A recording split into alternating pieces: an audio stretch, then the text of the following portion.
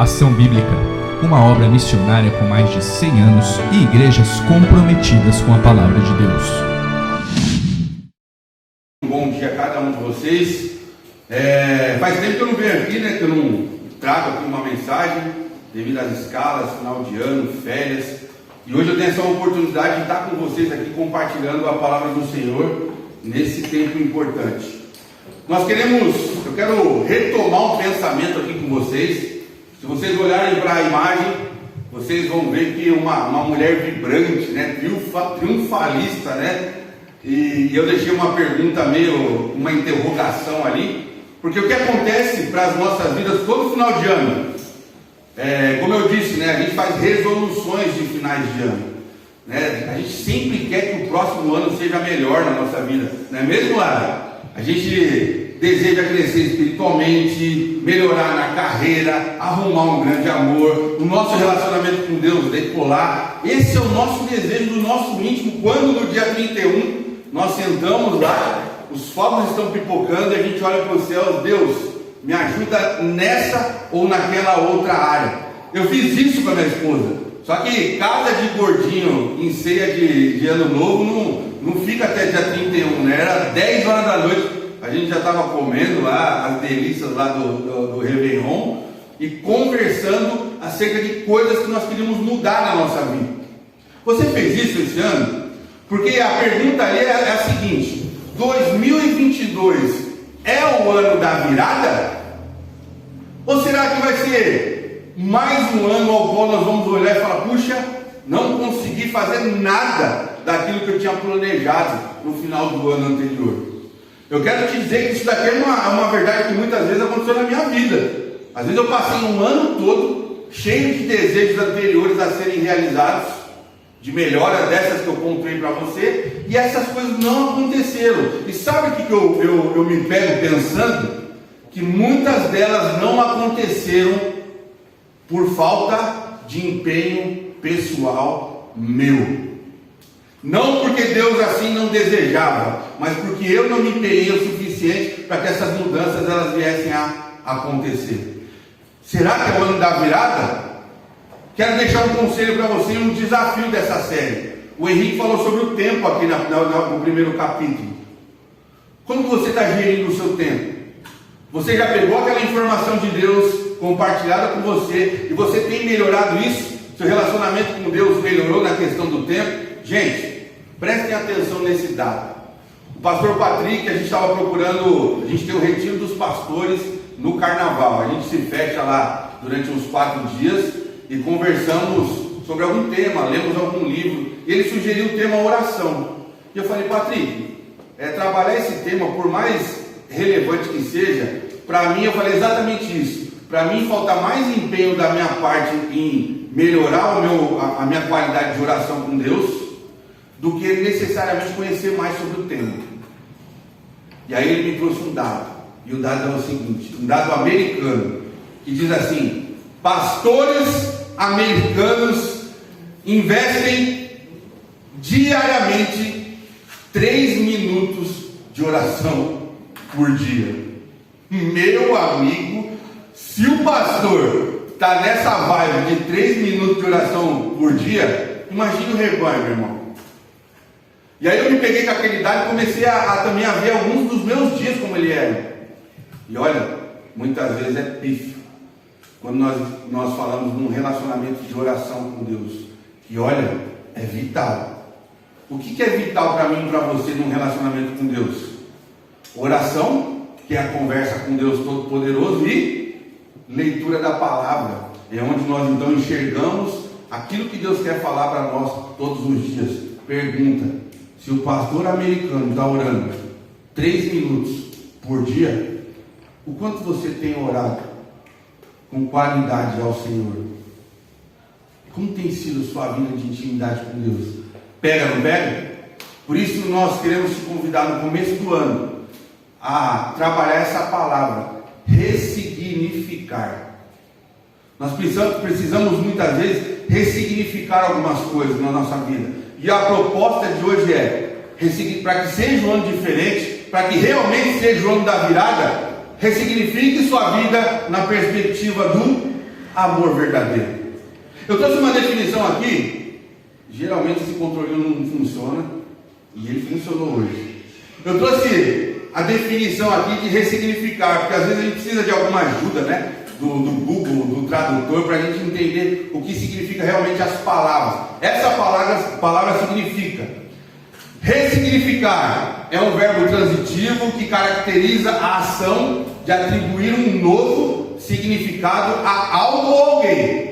Ele está relacionado a um processo de ressignificação, um método de neurolinguística que faz com que as pessoas possam dar novos significados a acontecimentos da vida a partir de uma mudança da perspectiva do mundo. Pega essa palavra que eu fiz aí, mudança de perspectiva do mundo. O que a Bíblia faz com nós é promover uma nova perspectiva do mundo. Quais são as lentes que você tem usado para viver a sua vida?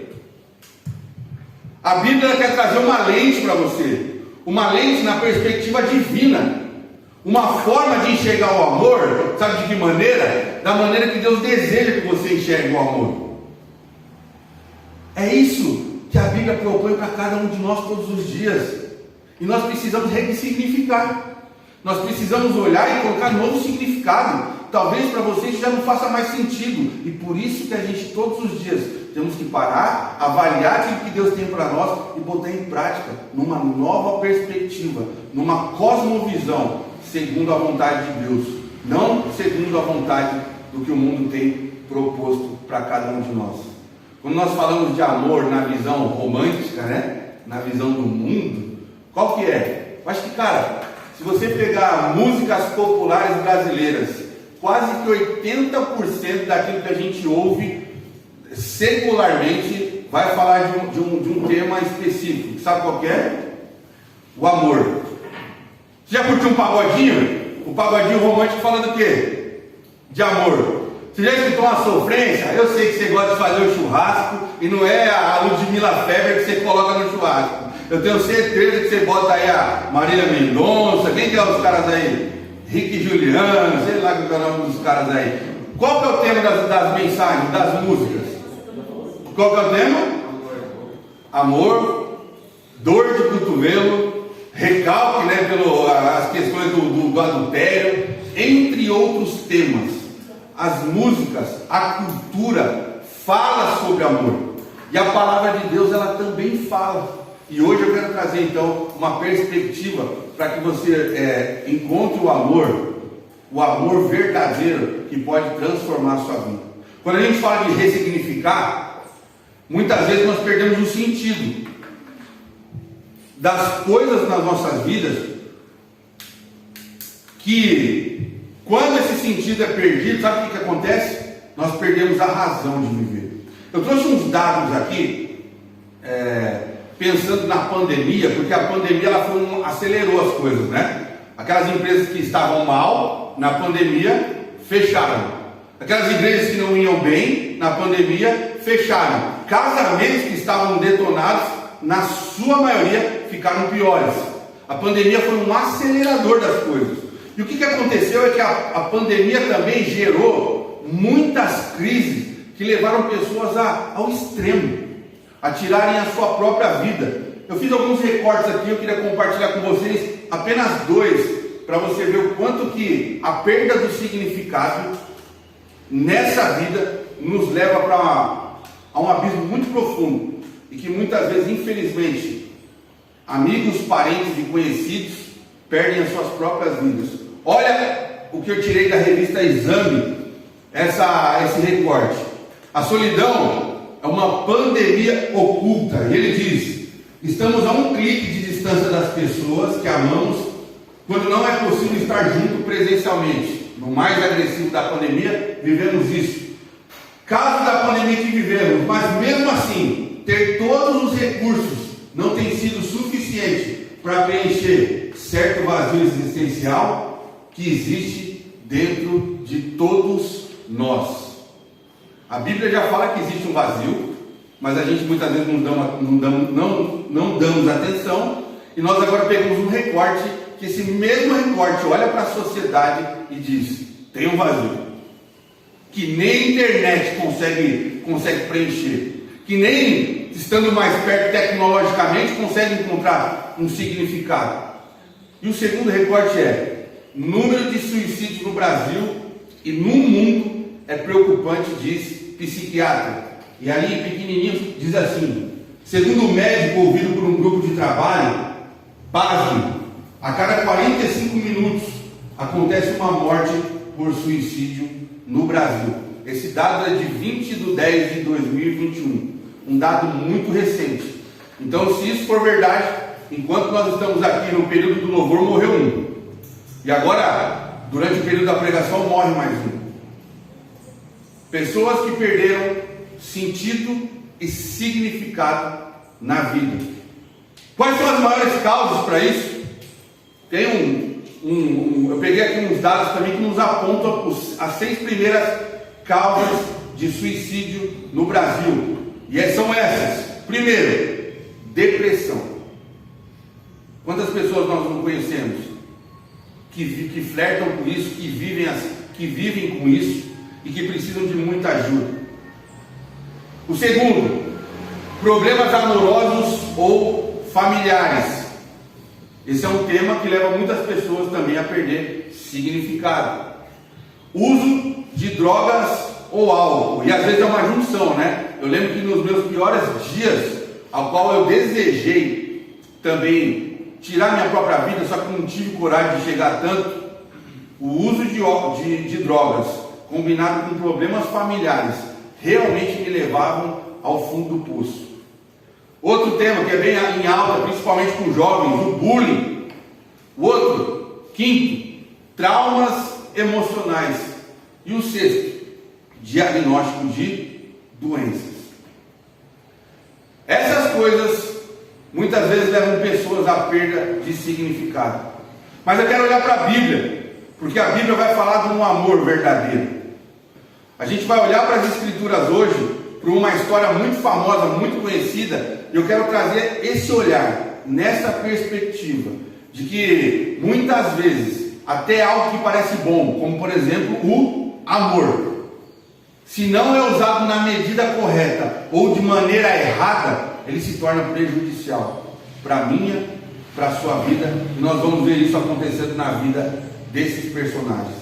O texto que eu gostaria que você abrisse sua Bíblia para a gente começar depois dessa introdução é Gênesis capítulo 25. Nós iremos ler o versículo 23. Gênesis, primeiro livro da Bíblia, capítulo 25. O versículo que nós iremos ler é o versículo 23. Esse que vai ser bom porque você conhece a história, então vai nos ajudar então a entender um pouquinho mais profundamente no lado do relacionamento que a gente vai observar aqui. Vou esperar você abrir Gênesis 25, versículo 23.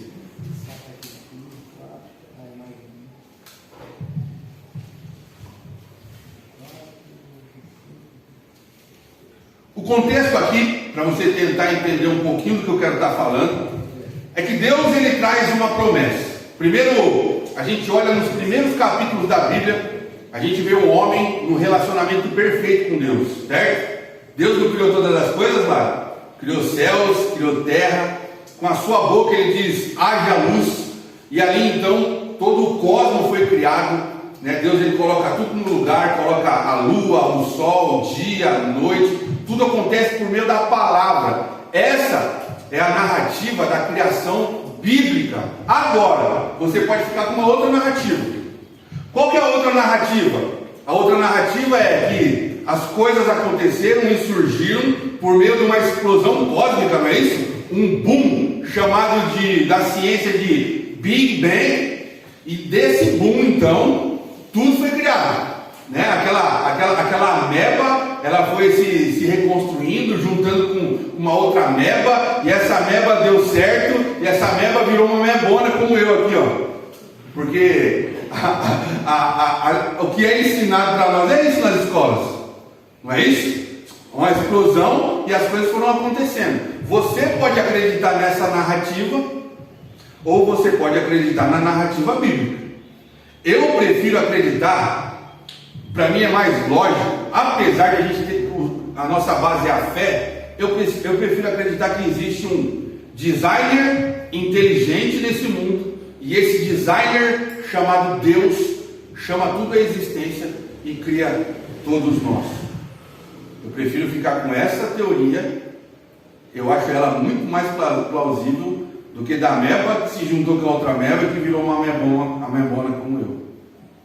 Qual é a verdade que você vai querer ficar hoje? Porque essa é muito importante.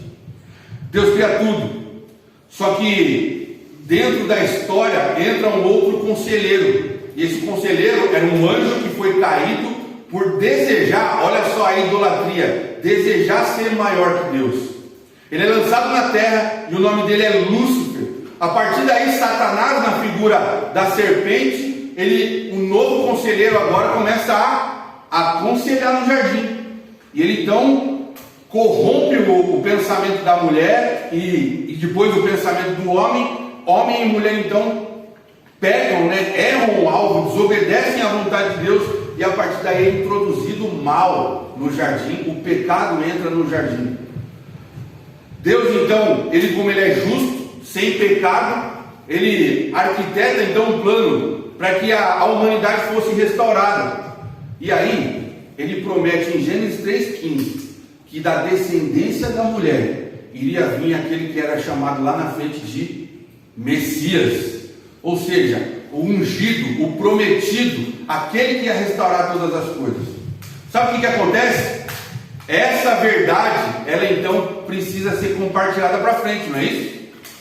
Nessa época, ela era compartilhada verbalmente, ou seja, Adão compartilhou com o seu próximo, que compartilhou com o seu próximo, até chegar a Abraão. Abraão, chamado como o pai das nações. Abraão, ele tem filho. Qual que é o próximo filho de Abraão? Qual? Isaac. Isaac então recebe a informação e ele passa a informação para os seus próximos filhos. Quais são os próximos filhos? Esaú e Jacó. Geralmente quem herda a bênção, quem herda a herança, é o filho primogênito. Quem era o primogênito dos dois, de Esaú e Jacó? Esaú. Só que agora nós temos um grande problema, porque Deus, na sua soberania, ele faz uma escolha. E esse versículo que eu quero compartilhar com você, capítulo 25, versículo 23, mostra que Deus ele faz uma escolha, ele decide. Olha o que a palavra de Deus diz. Aqui, a abençoada, qual é o nome dela aqui? Rebeca, é isso? Okay. Rebeca, a mulher de Isaac, ela começa a sentir umas coisas estranhas. Se você ler na Bíblia, ela já diz assim: nossa, parece que eles estão lutando dentro do meu ventre. E aquilo começou a ficar preocupante para ela. Flavinha, já pensou em ter gêmeos? Bora!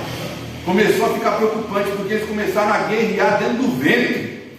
E aí ela consulta o Senhor, a palavra de Deus diz. E aí olha o que o Senhor diz. O Senhor lhe respondeu: 2 nações estão no seu ventre, 2 povos nascidos de você se dividirão, um povo será mais forte do que o outro. E olha agora aqui a decisão de Deus: e o mais velho servirá o mais moço. Deus, ele inverte aquilo que era lógico do primogênito ser aquele que levaria as promessas adiante. Aqui Jacó foi escolhido. Só que, como em toda família, existe uma bagunça, Nós não sabemos se Rebeca compartilhou isso com Jacó, com Jacó não, com Isaac, para que deixasse tudo organizado. Mas o que nós percebemos é que Isaac, ele tinha uma preferência maior, e a preferência maior de Isaac era pelo seu filho primogênito, Esaú. Ele amava Esaú. Em contrapartida, Rebeca tem como seu alvo o seu filho mais novo, e o seu filho mais novo chamado Jacó. Existe então aquela preferência dentro de casa. E olha, o interessante disso é que a Bíblia não esconde os erros dos pais nos relatos bíblicos. Por exemplo, podia esconder que Davi foi um péssimo pai, e ele foi, mas a Bíblia não esconde disso. Não esconde que Isaac tinha uma preferência por um filho, que gera um sentimento contrário no outro. E sabe onde ele vai levar, Jacó vai levar isso? Quando ele também vai ser pai. Quando ele favorece quem? Em detrimento dos outros filhos, ele favorece José. E aquele filho mais novo é o filho agora preferido, e gera uma ciumeira entre todos os outros irmãos, ao ponto daquele orgulho daquele filho e essa ciumeira generalizada querer com que os irmãos tirassem a vida de José. Em contrapartida, nós temos péssimos homens de Deus, como Saul. Mas Saul, ele foi um excelente pai para Jonatas. Engraçado isso, né? E aqui a gente vê então algo complicado que me lembra muito aquele programa do SBT. Eu passo um, vai dois, eu não sei o que acontece aqui, ó. Eu aperto uma vez, ó. Aí foi. Olha lá a Cristina ali, ó. A Cristina ali, não parece um caso de família? Porque o Jacó engana, ele passa a mentir para o seu pai, ele diz que ele é Esaú, né? O Isaac está cego ali nos seus últimos dias, ele vai e recebe a bênção no lugar do irmão. O irmão então fica bravo com essa situação, diz que vai matar ele e vai acabar com a vida dele. Rebeca então ajuda com que Jacó fuja, vai embora, Jacó dá a fuga, e a gente vê que o que acontece agora é um verdadeiro caso de família do SBT. Olha o que a palavra de Deus diz. Acompanha aí comigo, eu não coloquei o versículo, mas eu vou achar aqui onde está agora. Senão a gente fica com o que está na telinha ali. Mas você vai achar isso, deixa eu ver, Labão tinha 2 filhas. Capítulo 29, versículo 16. Acompanhe na sua Bíblia, eu acompanho aqui na telinha. A palavra de Deus diz assim: Labão tinha 2 filhas. A mais velha se chamava Lia e a mais nova Raquel. Os olhos de Lia eram sem brilho, mas Raquel tinha uma bela aparência e rosto atraente. Visto que Jacó estava apaixonado por Raquel, disse Labão: trabalharei para o Senhor por 7 anos, se me der Raquel, sua filha mais nova, para ser a minha esposa. Melhor entregá-la a você do que qualquer outro, respondeu Labão. Fica aqui e trabalhe comigo. Então Jacó trabalhou por 7 anos por Raquel. Ele amava tanto que lhe apareceram apenas alguns dias. Meu irmão, esse texto não começa a te chamar a atenção a algo?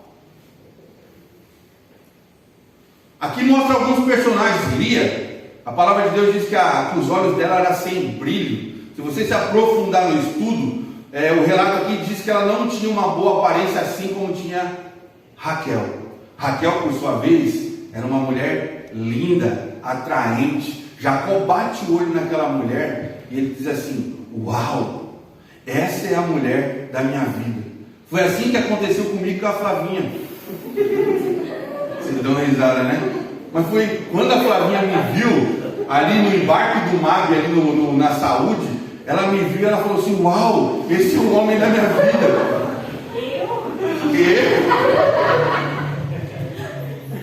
E eu falei: é me. É o inglês da menina aí. É me, you. You to me, Marianne. Eu vou entrar no curso de inglês também aí. Precisa dessa vaga. Gente, esse texto aqui, ele aponta para um desejo excessivo de amor de um homem para com uma mulher. Quando ele diz assim: olha, eu vou trabalhar por essa, eu trabalho por ela. Eu trabalho por ela há 7 anos, me dá ela como esposa 7 anos. 7 anos, segundo os argumentos bíblicos, históricos e rabínicos, diz que esse tempo é o equivalente a 4 vezes mais do que ele pagaria por um casamento.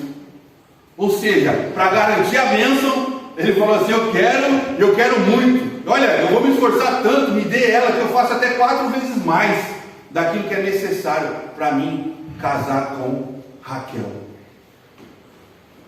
Sabe o que está acontecendo aqui? Algo que é bom. O amor é bom. Amar é bom. Mas no coraçãozinho de Jacó, isso tem tomado uma proporção gigantesca. O desejo dele é excessivo. E é tão excessivo que olha o que diz o próximo texto aqui, ó. Meu Deus, quando aperta uma vez vai dois. Ó. Aqui, ó. O anseio de Jacó. Acompanhe comigo aí na sua Bíblia, Gênesis 29, versículo 21. E você vai ver que esse desejo de Jacó, ele era praticamente um desejo já idólatra. Olha o que a palavra de Deus diz, na versão NVT. Chegada a hora, depois do tempo que ele estipulou para trabalhar, para conquistar Raquel, chegada a hora, Jacó disse a Labão: cumpri a minha parte do acordo. Agora, dê a minha esposa. Fechem os ouvidos, crianças, para que eu me deite com ela. Já imaginou, meu irmão, você chegando para o pai da noiva e dizendo assim, ó: deu tempo, ó, vou casar, dá ela aqui, porque eu quero ter a minha relação sexual com ela. Eu peguei esse camaradinho aqui, ó. Ô pai, estou apertando uma vez só, benção. Aí, ó. Benção. Olha só o que ele diz. Olha o que ele diz. Os termos hebraicos usados nesse versículo é extraordinariamente direta, explícita e sexual para um discurso da antiguidade. Geralmente discreto. Imagine dizer ao seu pai, mesmo hoje: mal posso esperar para fazer sexo com a sua filha. Passe esta para mim agora. O narrador bíblico está nos mostrando um homem dominado por um desejo ardente, emocional e sexual por uma mulher. Sabe de onde que é tirado isso? De quem conhece do assunto, quem vai examinar a Bíblia, o Antigo Testamento, nos textos hebraicos. E esses camaradinhas então fizeram essa análise, e é uma análise pesada, não é mesmo? Dá essa mulher aqui, eu quero ter o meu relacionamento com ela. É isso que Jacó está espremindo nesse momento. Esse é o anseio do coração de Jacó. E o que a gente vê por trás disso? Qual era a razão disso? Por isso que a gente tem que lembrar da história. Olha só, um breve histórico sobre a vida de Jacó. Jacó, ele nunca teve o amor de seu pai. Aqui a gente está agora sondando o coração. Isaac amava Esaú. Jacó nunca teve um relacionamento de intimidade com seu pai. E mais, com toda aquela bagunça da primogenitura, da ameaça de morte de Esaú para Jacó, sabe o que acontece? Ele perdeu o único amor que ele conhecia, que era o amor da sua querida mãe.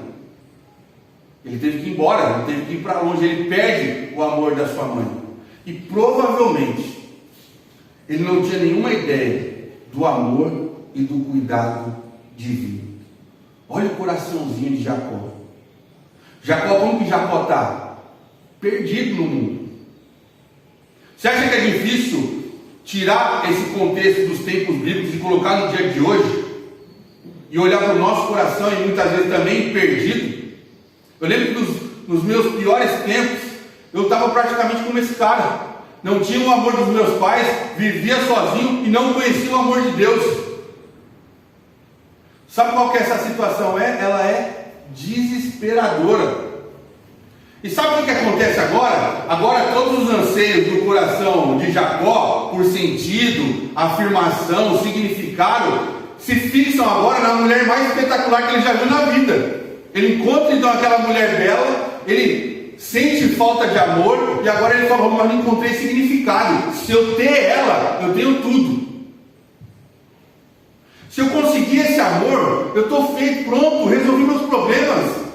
O meu coração agora será preenchido. Jacó, ele não desejava Raquel só como uma esposa, mas Raquel passou, sabe ser o quê? A sua salvadora. Eu quero fazer uma pergunta para você agora nesse momento. Onde nós estamos buscando razão para viver? Aonde você está buscando razão para viver, meu irmão? Talvez ainda hoje o coração está perdidão, como o coração de Jacó, sem sentido, sem significado, e ainda nós estamos ansiando por algo que a gente não conhece, buscando razão para viver. E onde nós estamos buscando razão para viver? Num relacionamento. Nós estamos depositando todas as nossas fichas no nosso cônjuge, numa pessoa em qual nós estamos gostando, no nosso trabalho. Aonde nós estamos buscando significado? Onde você busca um significado para a vida? E lembre-se, Jacó já tinha algum tipo de experiência com Deus. Ele já ouvia Isaac falar, seu pai. Ele já teve aquele encontro com Deus anteriormente, coluna de Betel. Mas mesmo assim, ele se encontra ainda perdido.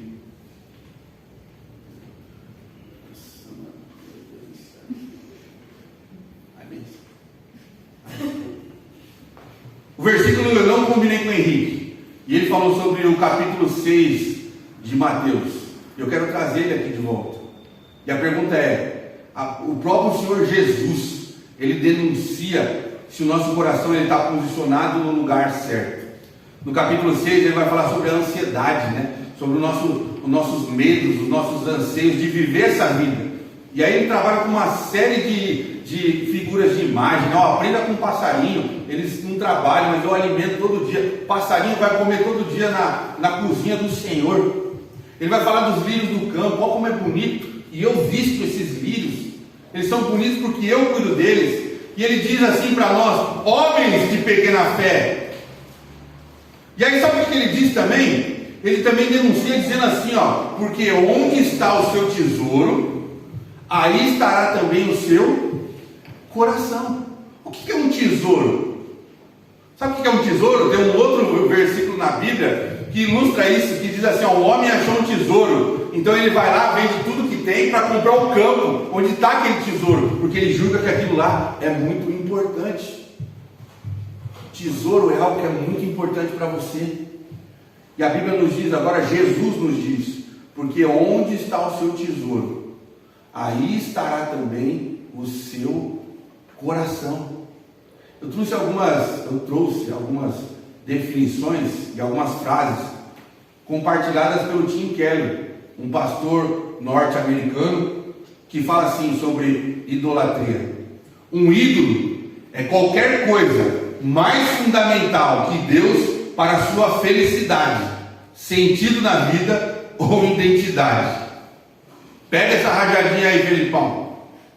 Um ídolo é qualquer coisa mais fundamental de que Deus para a sua felicidade, sentido ou identidade. O que é mais fundamental para te trazer alegria, para te fazer sorrir, para te dar um motivo para acordar de manhã? Hein? Qual é o elemento em sua vida que caso você viesse a perder, possivelmente perderia também a própria vontade de viver ou razão de existir? Pega, Rafa. Alguns aqui hoje, eu estava até conversando com a minha esposa, com essa frase aqui, vai dizer que é os filhos. Não é verdade? Pergunta o quanto que a Lívia é importante hoje para a Flávia. Se eu perguntasse isso para ela, qual o elemento em sua vida que, caso você viesse a perder, possivelmente trazia pânico? Você perderia o sentido, a razão de viver e existir. Muitos aqui vão dizer: olha, o meu filho, a minha filha, se isso acontece comigo, eu perco meu chão. Tem outros aqui, nem todos, né? Vão dizer que o seu cônjuge, nem todos, alguns, né? Tem outro que vai, né? Não vai, não chega tanto assim, né? Não sei, né, Flavinho? Tem outros que vão dizer seu cônjuge. Alguns têm de tão precioso aquilo que almejou, que conquistou, que alcançou na carreira profissional, que se vê frustrado perdendo isso hoje, voltando para a casinha lá na periferia pagando aluguel, vai dar um boom na cabeça. Qual elemento, o que tirado de você hoje te traria um grande problema? Nós continuamos com a nossa história e vamos ver que agora a idolatria, ela também é trapaceira e devastadora. Sabe o que acontece na história? Todo casamento tem festa, né? Chegou o dia de Raquel ser entregue para Jacó. E aí agora tem a grande festa, né? A festa de matrimônio. E aí tá aquele banquete. Naquele tempo lá os caras gostavam de tomar um negocinho, né, Divan? Tomar um chevetinho, uns negocinhos aí para não sei o quê. E a palavra de Deus diz que Jacó, alegre por aquela situação, ele fica inebriado, bêbado. E naquela situação, sabe o que acontece? Labão, astuto, trapaceiro, ele vai lá então e troca. Em vez de mandar a Raquel para se deitar lá com o Jacó, tinha cumprido os dias, ele tinha cumprido lá os anos, ele vai lá e coloca a sua filha mais velha, chamada Lia, aquela com os olhos sem brilho, que a gente viu no texto anteriormente. E olha só o que acontece no texto. Gênesis 29, 25. Ao amanhecer, viu que era Lia. Por isso disse Jacó a Labão: o que é isso que me fizeste? Eu não te servi por amor a Raquel? Por que, pois, me enganaste? Ele acorda e é Lia. E sabe o que acontece na nossa vida, gente? Os nossos ídolos, por mais que nós os adoramos, nós amamos, seja ele profissão, mulher, filho ou qualquer outra coisa, eles não são capazes de nos dar o suficiente para preencher aquele vazio que está no nosso coração. E esse vazio só quem preenche é Deus. E sabe qual é a sensação que nós temos então? Nos relacionamos, entregando a nossa vida toda a esses ídolos. Geralmente, quando amanhece, com todo respeito a essa mulher, que ela merece todo o respeito, geralmente quando amanhece, sempre é Lia. E olha só o que esse cara Walter diz. O Walter ele cita um antigo comentarista rabínico, né? E esse comentarista rabínico, ele imagina uma conversa. E olha que uma conversa criada pela cabeça dele, que faz todo sentido. Ele diz assim: a conversa do dia seguinte entre Jacó e Lia. Jacó diz para ela: chamei Raquel no escuro e você respondeu: por que fez isso comigo? Ao que Lia retruca: seu pai chamou Esaú no escuro e você respondeu: por que fez isso com ele? Sabe o que dava para fazer agora? Botar o óculos na Lia, né? E Thug Life. Que resposta! Porque é exatamente isso que a raiz do nome Jacó diz. Ele é o enganador, o suplantador. No escuro, ele tomou um Pelé, né, do Labão. No escuro, mas no escuro eu chamei Raquel e porque você me enganou? Você também enganou seu pai no escuro. Você também é um enganador. E geralmente, irmão, a nossa idolatria pelas coisas é assim. Você vai acordar, meu irmão, e não vai ser Raquel. Muitas vezes vai ser Lia. A gente continua no texto. E olha só, e a gente tem uma visão de olhar só para Jacó. Só que teve alguém que sofreu mais do que Jacó nessa história. É Lia. Lia, ela era a filha a quem o pai não queria e a esposa a quem o marido não desejava. O pai estava doido para passar para frente de Lia, a irmã mais velha, que ninguém queria, rejeitada por todos. Ele não conseguia um bom dinheiro com ela, ele não conseguia um bom acordo para Lia, ele não conseguia casar sua filha. Ele encontra uma forma no desesperado Jacó, que estava desesperado pela Raquel, idolatrando aquela mulher, e ele encontra uma forma de empurrar também nesse jogo sua filha mais velha, agora rejeitada por todos. E a gente então agora tem um marido que também não deseja mais ela.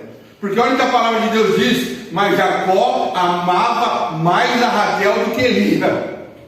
E continuou servindo Labão então por outros 7 anos, pagando 4 vezes mais daquilo que ele já tinha feito. Gente, pesada essa história. Casos de família no SBT, irmão. E olha o que a gente aprende aqui. Olha o que o John Piper fala. Essa frase eu achei muito legal. Se Cristo for removido do seu coração, meu irmão, nem todo o universo inteiro poderá preencher o vazio que é criado. Mas sabe o que me chama a atenção nessa frase? Se Cristo for removido do seu coração, nem o universo inteiro poderá preencher o vazio criado. É que, incrivelmente, cristãos confessos, que declararam seu amor para Jesus, que entregaram sua vida para Jesus, incrivelmente, ainda tem um buraco no coração do tamanho do universo. E sabe por que isso acontece? Por uma falta de relacionamento. Pastores norte-americanos têm um tempo de oração de 3 minutos por dia. Será que esse tipo de relacionamento gera saciedade da alma?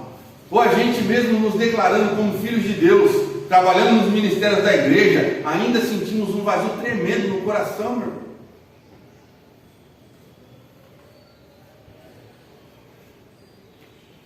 E a gente então faz planos para preencher esse vazio, não é mesmo?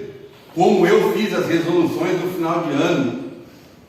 Como você também pensa sobre, nossa, eu preciso me fortalecer mais, eu preciso buscar mais, eu preciso estar na presença de Deus. Já não sinto mais aquilo que eu sentia antes. Deus, o que está acontecendo? Porque aquele que experimentou, irmão, porque Jesus ele se apresenta como a água viva, aquele que não dá mais sede, não é isso? Ele se apresenta como o pão, aquele que sacia a fome. Ele se apresenta como um pastor, aquele que caminha cuidando das suas ovelhas lado a lado. Ele se apresenta como a porta do aprisco. Não tinha uma porta ali que abre e fecha, era o próprio pastor que era a porta. Ele dormia com as suas ovelhas. Ele defendia as suas ovelhas dos lobos que vinham para acabar com elas. Ele se apresenta como o caminho. Ele se apresenta como a verdade, a vida. Ele é tudo que você precisa para todos os dias, não só no domingo, mas na segunda, no dia mal, no dia de bonança, no dia de festa, no luto. A gente eu participei de pelo menos 2 desses dias. Ele está lá no luto. Sabe por quê? Porque até lá no luto ele é a esperança viva.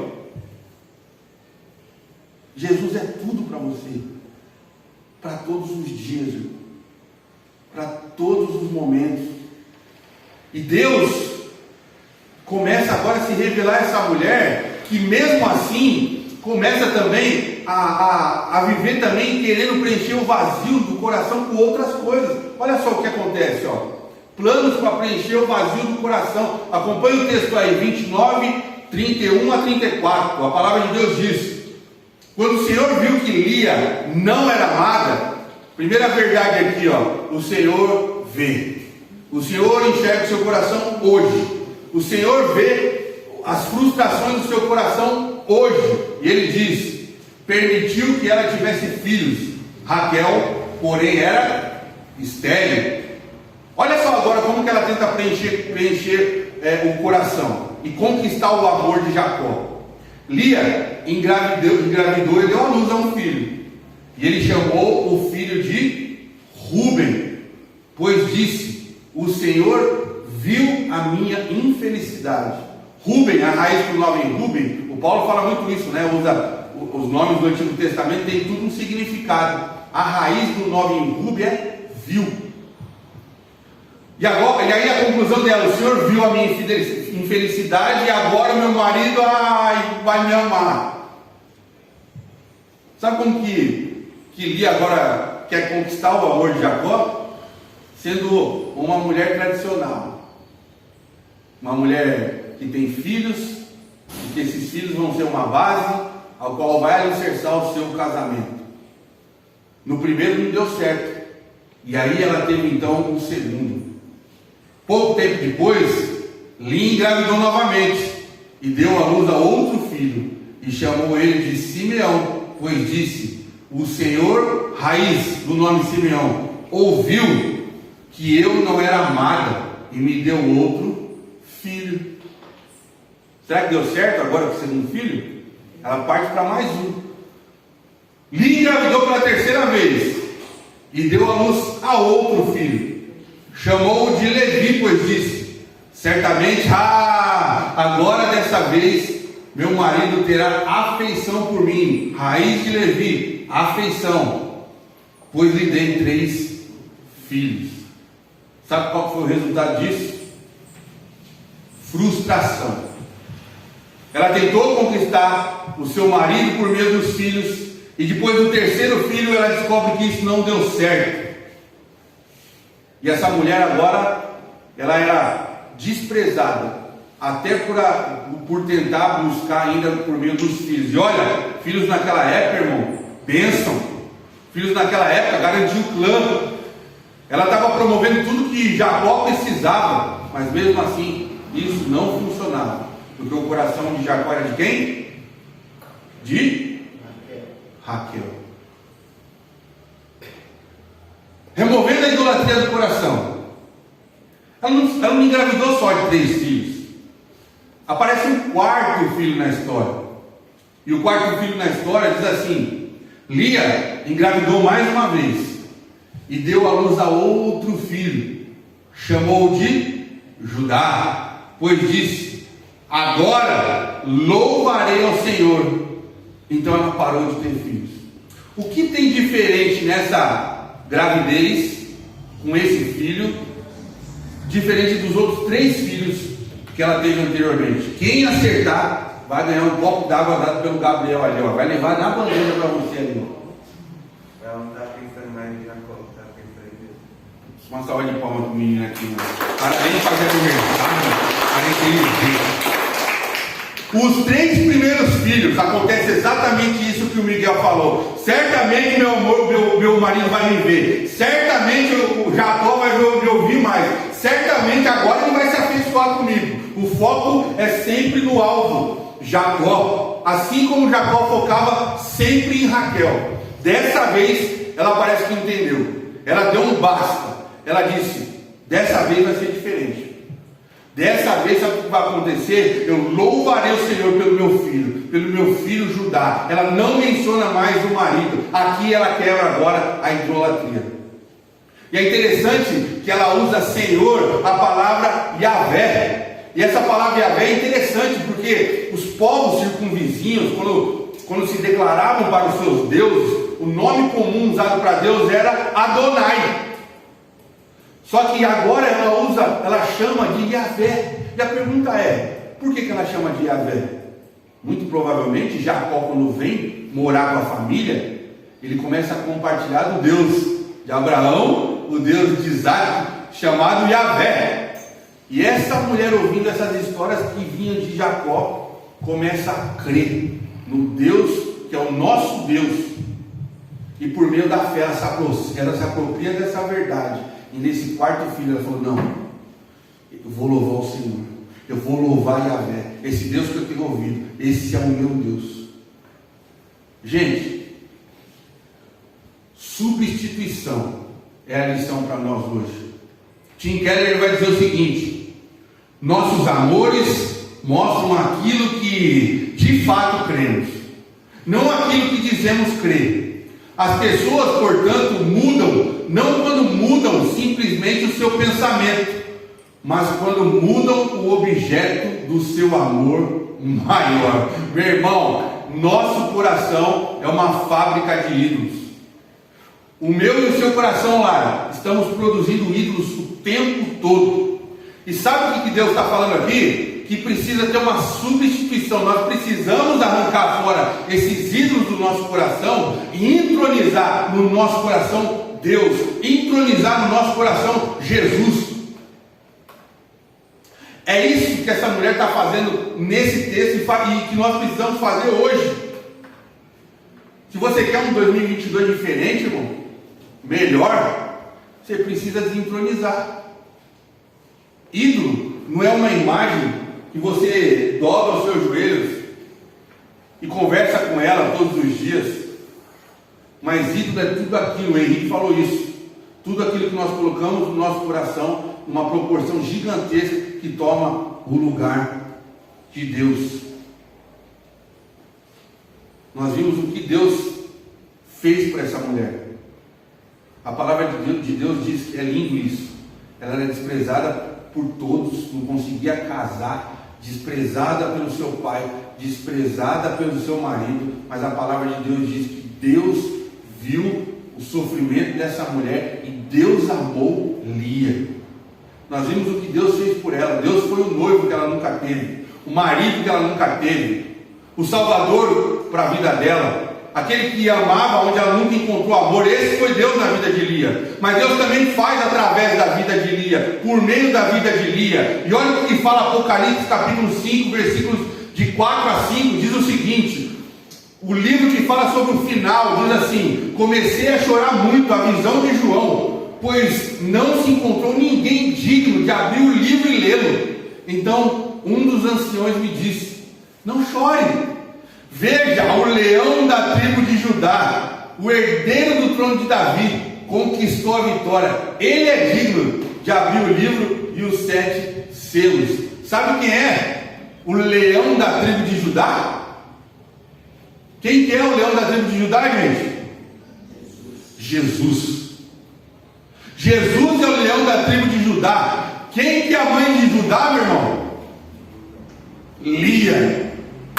Paulo. Deus coloca na história a mulher que não era amada e dá o privilégio para ela ser mãe do descendente direto da onde viria o Messias, Jesus. Ela tira esse privilégio que poderia ser de Raquel e dá esse privilégio para Lia. Gente, Deus, Ele é o pai Ele é o pai daqueles que não têm, dos órfãos. Ele é o pai daqueles que sofrem. Deus é o nosso pai. Deus, Ele olha e nos ama, nos privilegia quando nós não merecemos nada e derrama graça sobre a minha e sua vida hoje. E por causa de Lia, nós somos beneficiados de conhecer hoje o Messias, o leão da tribo de Judá, que nos dá vida. E eu quero te convidar agora para refletir e praticar. Se o grupo de louvor quiser já vir aqui na frente, já pode vir. Eu quero te levar para você pensar 3 coisas importantes hoje. Primeiro, o texto diz que ao ver que ela não era amada, o Senhor amou. Sinta e desfrute da presença graciosa do amor de Jesus por você hoje. Talvez você, na esfera humana, não se sinta amado, se sinta desprezada, você se sente desprezado por alguma ou qualquer situação, seja familiar ou amorosa. Tenha uma certeza: Deus, Ele te ama hoje. Nós não estamos sozinhos. A segunda coisa é cuidado com um peso esmagador. Isso aqui é para a galera casada, que tem um relacionamento. Cuidado com o peso esmagador das expectativas. Se dentro do casamento nós esperamos que ele ou ela seja um Deus, é inevitável que alguém será decepcionado. Cuidado, irmão, com as expectativas.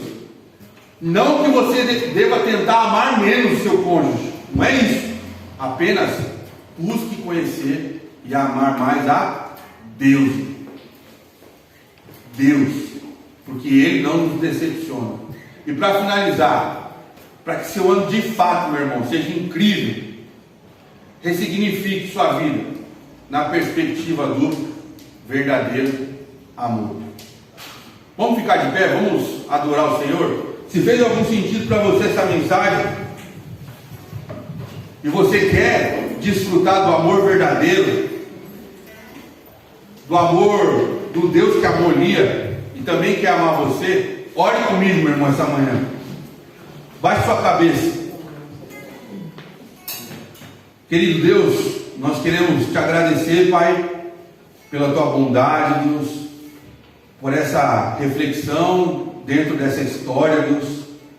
E nós te pedimos, Deus, que o Senhor nos coloque no nosso coração, no lugar devido, Deus, diante da sua presença, Deus, que nós possamos estar de joelhos somente diante de ti, Deus, não de pessoas, circunstâncias ou algo que a gente ame muito aqui nessa terra, porque o Senhor não divide, Pai, o seu amor.